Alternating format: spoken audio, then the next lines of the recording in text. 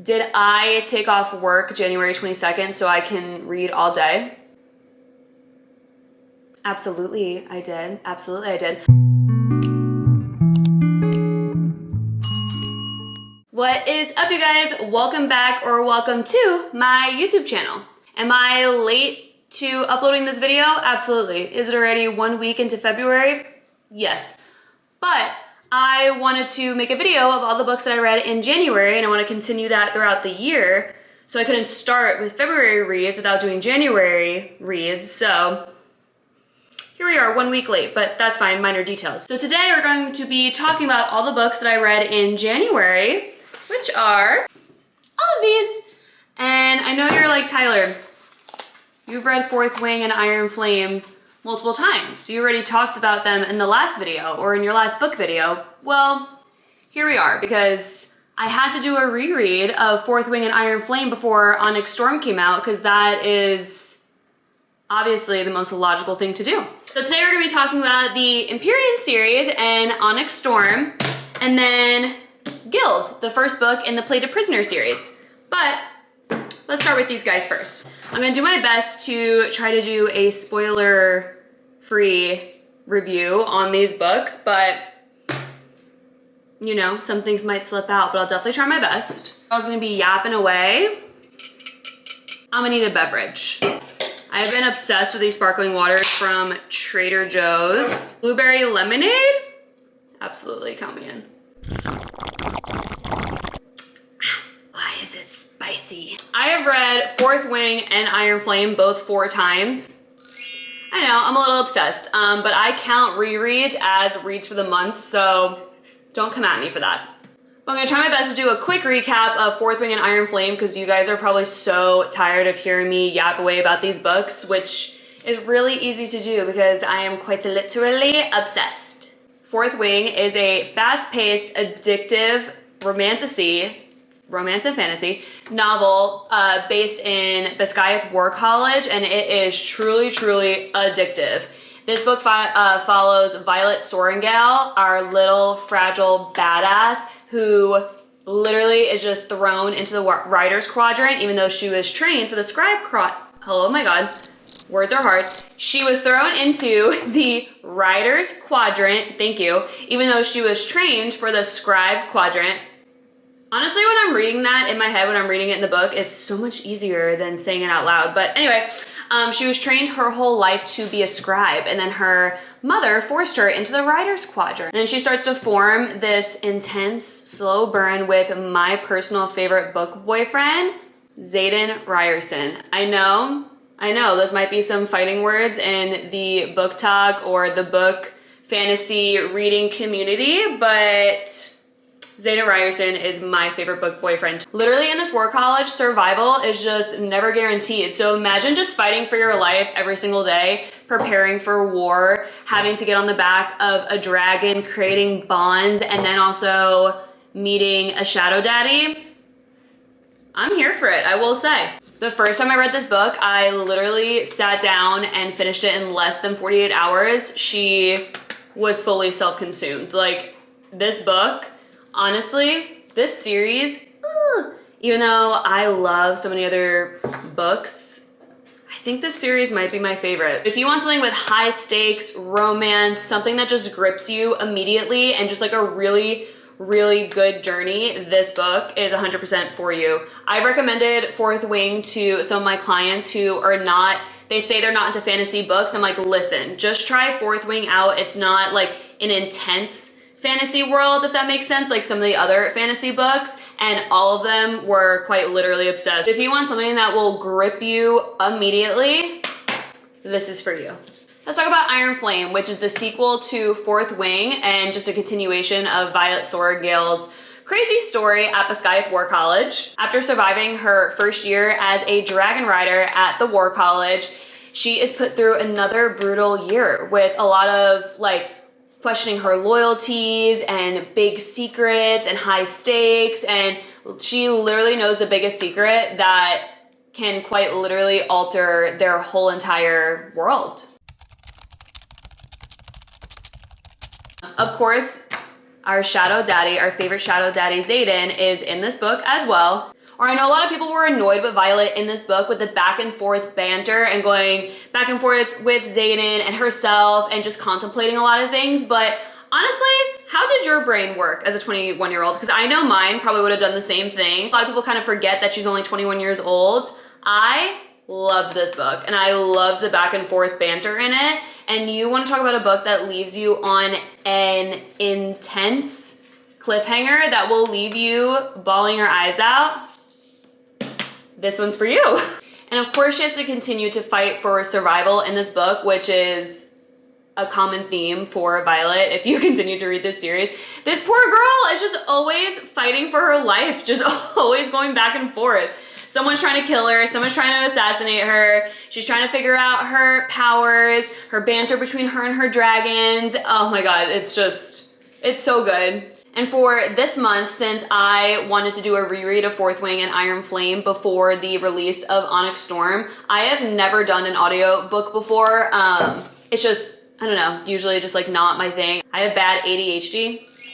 So sometimes listening to books I feel like is not like the best way for me to consume them. So that's why I usually like to sit down and read my books. But a lot of my clients were recommending the dramatized version. So I was like, oh, let me give it a try. It'll be the fourth time that I'm reading these books. So let me just try them. The dramatized version of these books, they have different voice actors for each character and like background noises. You hear the dragons in the background, the battles, the sword fightings. It was so good. I would literally come home from work and open up the book and be like, okay, like where am I at in my graphic audio?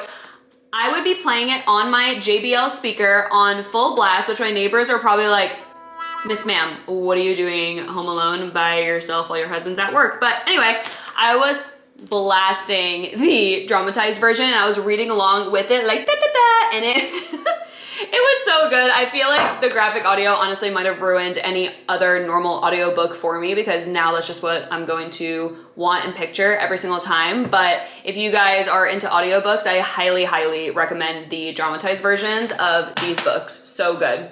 And now onto my most anticipated read of January, Onyx Storm. I was so excited for this book to come out. As soon as we had a release date, you bet your ass that I pre-ordered this immediately. Immediately, and I have no shame. I have no shame about that. So it came out on January 21st. Did I take off work January 22nd so I can read all day? Absolutely, I did. Absolutely, I did. I finished this book in like 4 days and it really sent my emotions for a whirlwind. If I'm able to figure out how to add some photos on the screen of me crying, I will, because your girl was bawling her eyes out at certain parts of this book. And I'm not ashamed to admit it. I'm not ashamed to admit it. And anybody who has read this book can completely understand that. Like there were definitely some tears shed at some point in these books, but I might have been bawling my eyes out, but that's fine. No one was here to judge me besides my dog, so. Onyx Storm is the third book in the Empyrean series. It's gonna be a 5-book series, and poor Violet Sorrengail is just continuing to get everything handed to her. This girl needs a break. She needs a break. And she is just yet to have that. She's yet to have a break. She is forced to carry another huge secret on her shoulders while the rebellion continues and the war continues. You learn so much more about the world outside of Navarre in this book while characters travel to different islands to try to figure out how to win this war for them. And there are certain chapters in the book that follow different characters and their dragons, and so you get to learn more about the different personalities and the different bonds that other riders have with their dragons. And it literally had me kicking my feet. It was so funny. I mean, just like the sass, the banter. Riddick in this book is my favorite character. I mean, he quite literally had me cackling out loud with some of the stuff that he would say. His character definitely keeps like a good, like light-hearted pace to this book and a lot of like jokes and whatnot. I loved his character in this book. I was cracking up. You thought you were obsessed with Xaden in Fourth Wing and Iron Flame, and then you read this book? Oh no, did I fall in love with a fictional man? Maybe. Xaden Ryerson in this book yeah.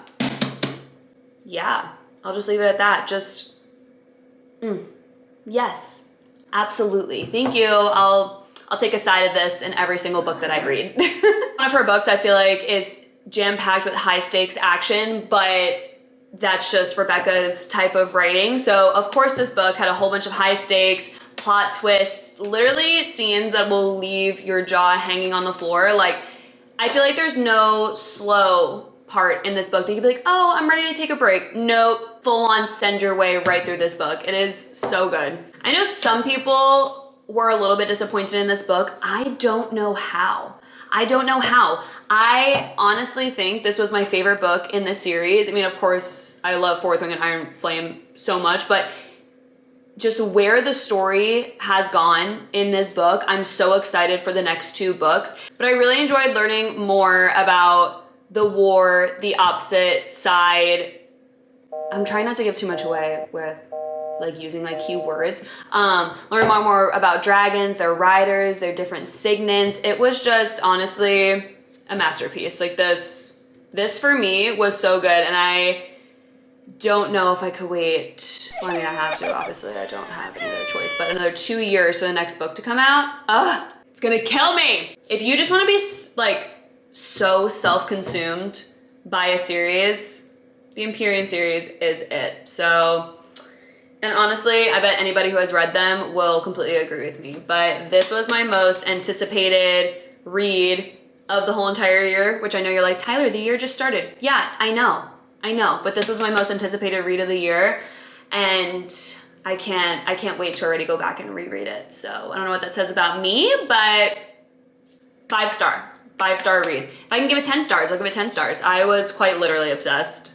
And then I read the first book in the Plated Prisoner series.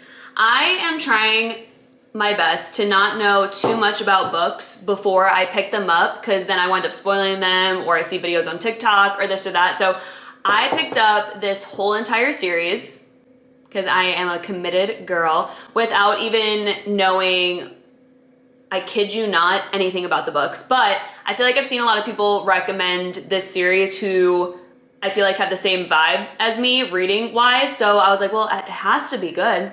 She has to be good. So I picked up the whole entire series. Yeah.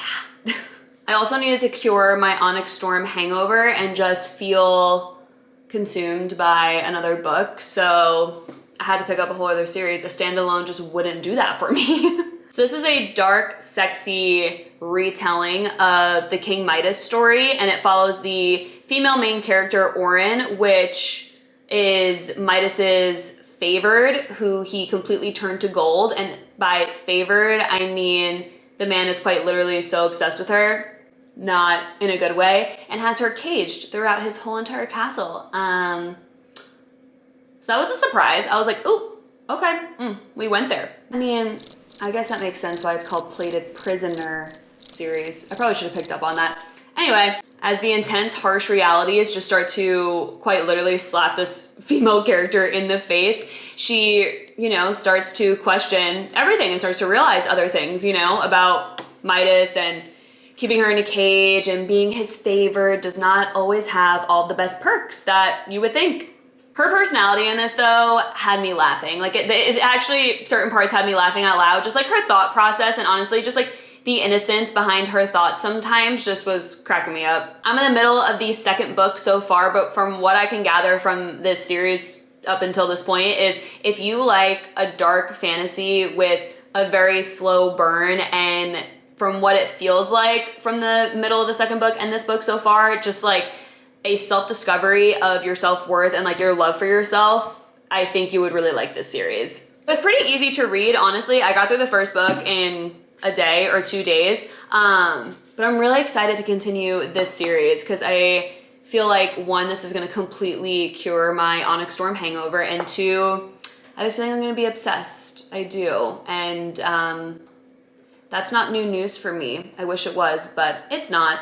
So these were all of my January reads. Really good month. I feel like my goal for the year is to at least try to read 3 books a month. I feel like that's pretty realistic. And like I said, I count rereads as reads for the month. So I feel like this is gonna be really hard to live up to, but I'm so excited to continue the Plated Prisoner series. If anybody has any recommendations for books that you think I would like, I'm always down to talk books or take any recommendations for my next few months. But like I said, I'm going to be uploading a video every single month of what I read that month, and cause your girl loves books, I can yap my little mouth away for hours talking about books. So I'm pretty proud of myself that I was able to keep this short and sweet. Thanks for hanging out with me today. I'll see you next time. Bye.